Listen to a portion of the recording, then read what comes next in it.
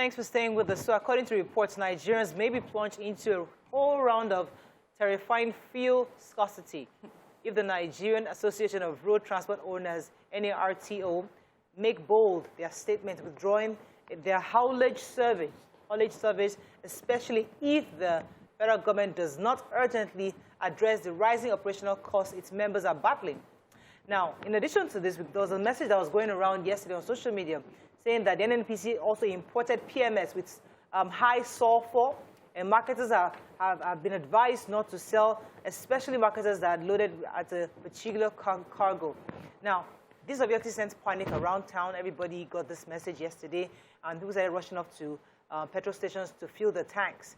As of this morning, in my neighborhood, we tried to buy fuel, and the traffic was a lot, and even the queue was already taking over the road. So the question is, we want to ask Nigerian, what's the fuel situation in your neighborhood? We'd like to hear your experience and also hear from our guest, who is the national president of the Nigerian Association of Road Transport Owners, NART, Alhaji Lawal Yusuf Uthman. He'll be on the phone with us in a moment. But before that, we'd like our viewers to call in to share their experience. If you're one of those whose car or vehicle or motorbike broke down, please call in to let us know your experience. You can call us on 081-270-53687, 091-390-76948. You can also tweet us at TVC Connect hashtag YourViewTVC. I'll take the number again, 081-270-53687, 091-390-76948. Okay, so did you guys buy fuel yesterday? No, yes. I didn't, but this morning I noticed there was queue along like 3 filling stations that I would see along my way, and it was worrisome because I thought we had left this behind us, you know, like we need to progress. We must grow past some things. I cannot be saying I feel like drinking Cerelac because I've left it behind. And as a nation, I honestly felt like we had left the season of ever queuing up to buy fuel entirely behind. I feel sad that we're here, and I'm worried as to the information, the NATO side. So, you know, there are like 2 sides to the story. The NATO, which is anybody can threaten, these people can just say they want to go and check and we are in trouble. And then the other side of a high sulfur content in the fuel. But I just feel like this is not what we want. As a nation, we should leave this behind. Things like this should not even be coming up at all. Everybody do their job so as to avoid this. And I know that NNPC is a major importer of petrol into the country. So it means if anything goes wrong, it is from them.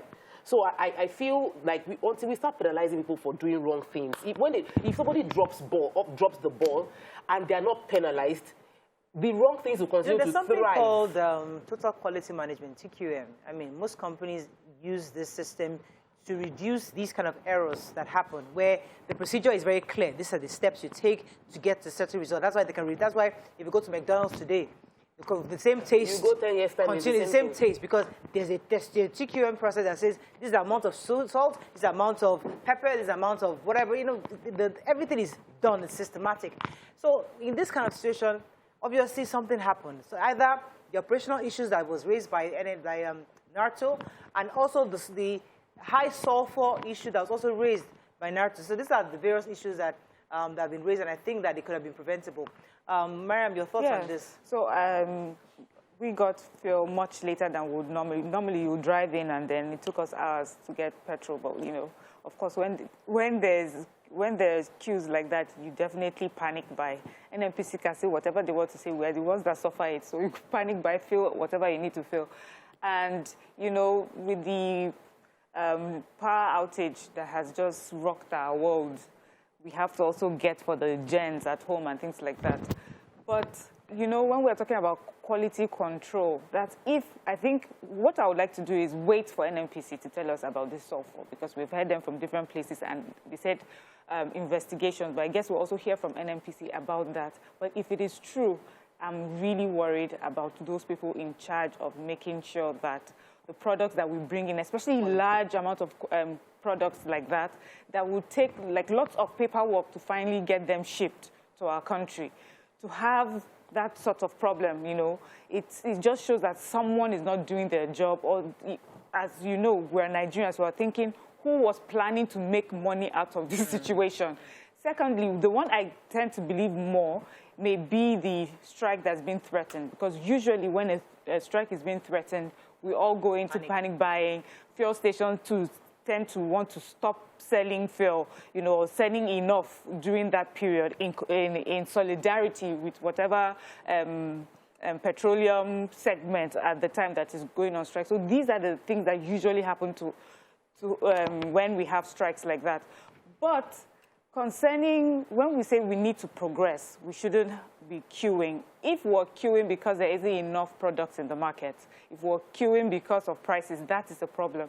But if we have to queue because we have adulterated products in the market, and I think that is good, and I think that is best that we know ahead of time if there's something that would cause our cars and cause our generators to, you know, to pack up. It's very important that Nigerians know what is out there, and I'm happy that we have this information, not that you buy it and then our cars are stopping and breaking down, we're wondering what is happening. My own problem with this is, systematically over the past few months, diesel has been increasing. Government is not announcing anything about diesel. Diesel is increasing. It increased again on Sunday. Now, petrol, there is no petrol. So we are all forced to buy petrol at a higher rate. So slowly but surely, petrol self is increasing. I didn't even know there was a shortage. So yesterday, I spent between 45 minutes and 1 hour from Agungi to First Gate. I was like, where is it? The First Gate of Lekki. What kind of go-slow is this? I couldn't understand. And you told me there was shortage. I said, no wonder. Going back, Uncle, the same thing. And I stupidly went to go and queue in front of one filling station. Oh, my God. After about 10, 15 minutes, somebody just says, they're not selling fuel there.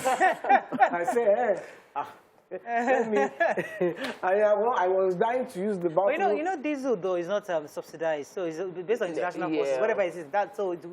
Regardless of it goes to the market forces. Market forces. But this issue, market forces skyrocketed. It's now 410. But you see, this is quite interesting. Those who are paying diesel are not complaining. They've been paying because it's only really those who are complaining. Those are not complaining, you know. I'm saying that those who own factories are usually the ones that buy this diesel. Now, most people use petrol for their generators and for their businesses and all that. Now, they've been using diesel for many years. So I'm just trying to see how a certain group of people can take it. This why are we why not we having issues? So we have that opportunity in petrol, and we all make it an issue. And in diesel, certain class of people are paying it, and they're not carrying placards that they are using international forces or market forces. Let me take our guess. Okay, I think we're going to go on a quick break because we really need to find out from the head himself what is happening. Is it the high sulfur or is it the operational cost? Which is it? When we come back from this break, we'll find out. Stay with us. We'll be right back.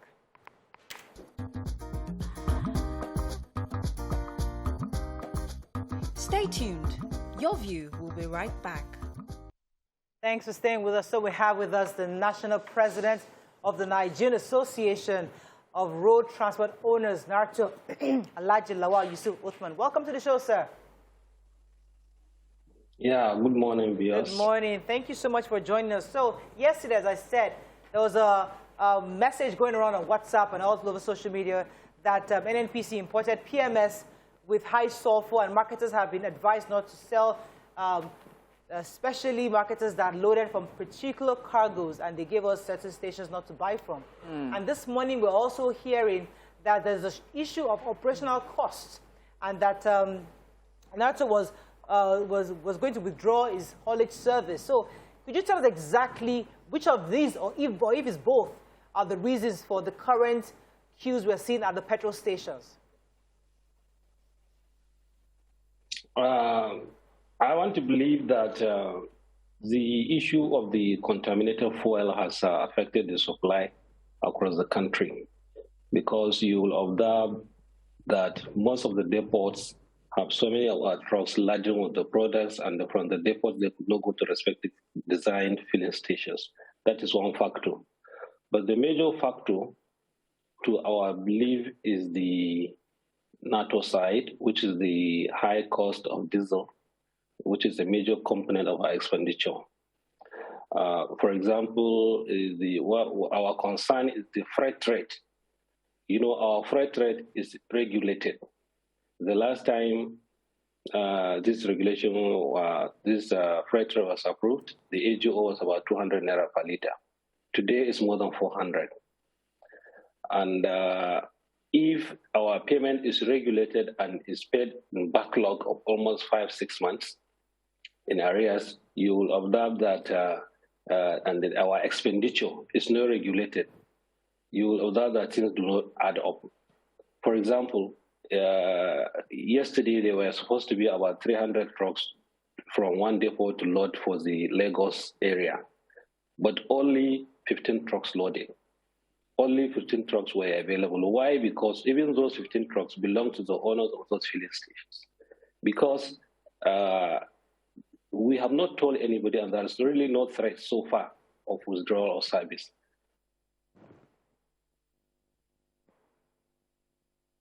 Yeah, it's hanging right now. But I think we got the issue concerned. Yes. Well, you know, you were saying something about how Nigerians pretend to... Okay. Hello, sir. Hello? We lost you for a second. Are you with me? We lost you for about a minute. Okay, the freight rate in Lagos, are you with me? Yes, we are. The freight rate in Lagos is 2 naira 14 kobo. So if you have a 40,000 truck, it means you are going to be paid 85,600. And that will come in about 3, 4, 5 months. Meanwhile, your immediate expenditure before you embark on that journey, one, you have to pay loading fee, which is about 40,000. You have to pay 100 liters to the driver to go around at current rate of 400 naira, that's 40,000. You have to give driver allowance of 5,000, that's 85,000. As against what you are going to be paid in 5-6 months, 85,600. So how do they add up? The cost of brand new vehicle today is 50 million naira. Tokombo vehicle is 25 million naira.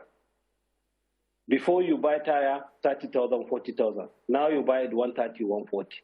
You buy battery before 30,000. Now 60,000. You do lab for engine oil, for service, engine oil 20,000 before. Now it's 40,000. Every other thing has doubled. But our freight rate remains stagnant.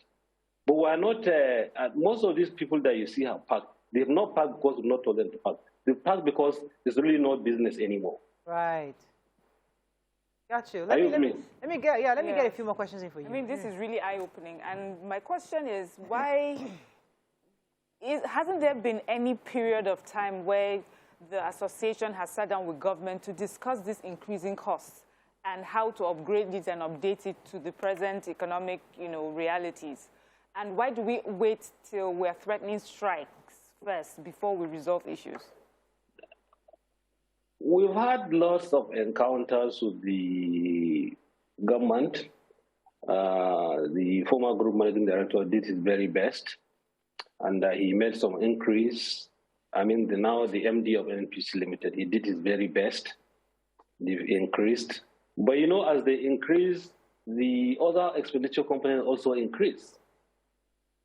So, but if the expenditure components increase and our freight rate remains stagnant, you will certainly get to where we are. The current head of Nigerian Midstream Downstream Regulatory Agency, when he came, we told him, we met him, we congratulated him. We told him that it's a task ahead. Probably what we were expecting is that by the time they take decision on the deregulation, something will take place. But nothing has taken place. And if really we are doing business, if it's really a business, they have to do business in order to get some returns. There's really no return on this if it is really a business. Because what you spend is what you get. And you get it in 5 months. And the high cost of the no return on investment. No return on investment. And the major part is one of the major parts is the high level of insecurity, the bad roads.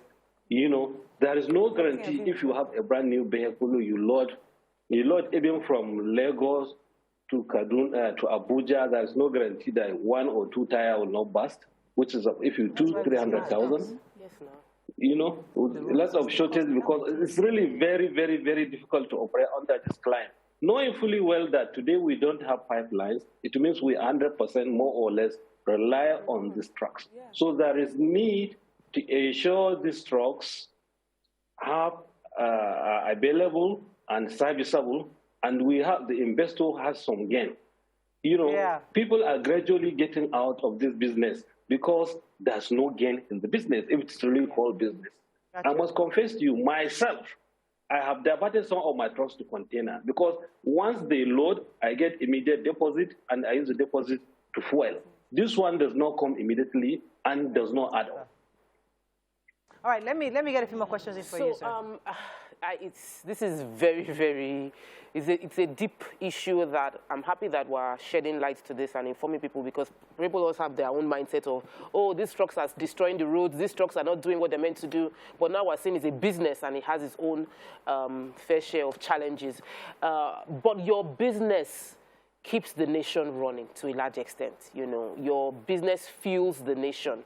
And so what would be the specific things that government would do now that would make you feel like the government hears you and feels your pain and is willing to keep you in business going forward? What the government is supposed to do right away is, especially those environments where you have too many. For example, in Lagos now, you want to load trucks, you can't get trucks. Why? Because what you pay is not adequate to take care of my cost.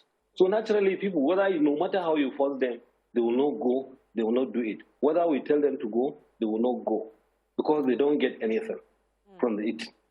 So they really have to increase and fast the rates so that people will know they are doing business. They have to increase and fast. This is the issue. There's been like threat of strike. No, it's the reality. It's the reality on ground. And as far as the road is concerned, the federal government recently approved 621 billion for the repair of road. Even that one, there are some lacuna because we understand this approval was for fresh roads. On that. But somehow, somewhere, from our information available, rightly or wrongly, we understand that some of the backlog of payment for other areas, they use this money. So where are we? Where are we? So where we are right now, we need to find a solution. So obviously, fuels can't get to the stations because of this issue that you're talking about. And many cars are now on the queue. There's a possibility that some are even hoarding because they don't want to finish the fuel they have in stock. In your view, as the president of NATO, what can we do to resolve this issue of queue that we have right now in the filling stations? What can be done immediately? Yes, we get the part of the government, what they need to do to help to reduce the costs of operations. But what can we do to get people to decongest the filling stations right now? Well, I cannot single-handedly, because we have stakeholders, we will have to meet as stakeholders and see how best way to bring support to the system. But the truth of the matter, like I've told you, this is a business we are doing. These trucks belong to individual transporters or companies who do it to get return on investment. As of today, there is no return on investment. The best thing to do is to increase this freight rate and fast. They can do it today if they want. They can do it today, and truck transporters will go and take fuel because they know they are going to get return on investment. That is the only option available because these trucks do not belong to government. They belong to individual transporters who enter their franchise to get return on investment. But then, of course, we'll meet with the stakeholders. If they have any solution, we'll decide. I don't want any issue in the country as regards distribution. If there is no distribution, we're in trouble. But at the same time, our members are in trouble also. I just want to get clarity. So this present scarcity is the distribution and the trucks, and it is nothing to do with the sulfur in the petrol. No. You see, I'm not competent to talk about the sulfur. But the truth of the matter, what I know is that the sulfur is not just up to 1% of the total supply of the petroleum product available. They have about probably 1 billion liters, and probably 100 million is 100 million is maybe 10%. Okay, 100 million is more or less sold for. People still contaminated. If you ask the physics, they may not still contaminated. There may be some overlap, but I'm not competent to speak about the. All right. Thank you very much, Alaji. Or whatever it is. Thank you very much, Alaji. I know it's not as much as. Thank you, Alaji, for sharing your thoughts on this. We really appreciate your comments on this. But what he said was quite revealing. As in... because many of us we complain a lot about these trucks, the damaged tires. You see that obviously what they're not getting the returns on investment. Many of them they are running at a loss. But sometimes, like I feel sometimes. Do you know this petrol? So we subsidize the petroleum products. We also subsidize the logistics to make it cheaper. Yes, make it and then cheaper. it's not profitable for the business owners. Yes. So this run the conversation of taking away subsidy would be, I mean, the impact would just be multiplied in various ways. I've heard people complain about that running this oil and gas business is no longer profitable, and that most of the policy is stifling profitability of the business. So people are divesting from this investment. A lot of people have moved out of it. But as a government, we need to think far ahead. No, we need to just stop paying subsidy and let business run the way business should be run. Murayo, look, let me tell you something. Yes, because there's someone paying the price. I hear you about this subsidy. I hear you. It's a scam. Listen, I hear you. The point is, what it will do to Nigerians. I remember I just sat here and said, diesel. She's feeling it. And I'm telling you that kerosene too is not, they're not paying subsidy on kerosene.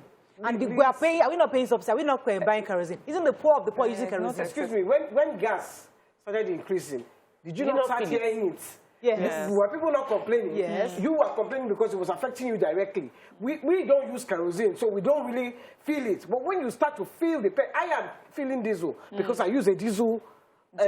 My business uses diesel. So I'm feeling the diesel. You're not making enough profit to keep buying diesel, and NEPA keeps taking light and keep giving you big bills. Wait, so if you remove subsidy from fuel, and there is nothing to cushion it, well, Nigerians will groan, including you that you are shouting, well, you will groan, you will cry, you will cry. Well, when you say I'm running here for business, you say, please, business, come and meet me in my house.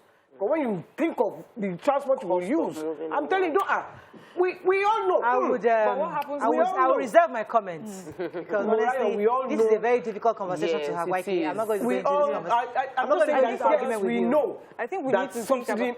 May have to be removed. This is a businessman telling government that please come and pay, increase and reduce our costs. This is a businessman. They're costs. They're not making money. People are buying trucks. So subsidy, because the money is not... subsidy is not just free money. There's a cost for it. Yes. And someone is bearing the cost for it, or a sector is bearing the cost for it. And we can see, I feel this is a good example of how it affects different sectors in the economy. And so government is paying subsidy, they are still being affected. Group of people, to the NATO, to those who take the freight. But if government wants to take off subsidy, maybe they should take off subsidy of those involved in the logistics, first of all, and allow them to earn the money that they are meant to earn, following the market, allowing the market forces determine their prices. It's not our Let's hot start topic from there. there. Let's just drop the matter because it was our petrol is our hot topic because there's no petrol right now. We're running out of time. Let's go on a break. On Tuesday, when we come back, we move on to our health topics. Stay with us. We'll be right back.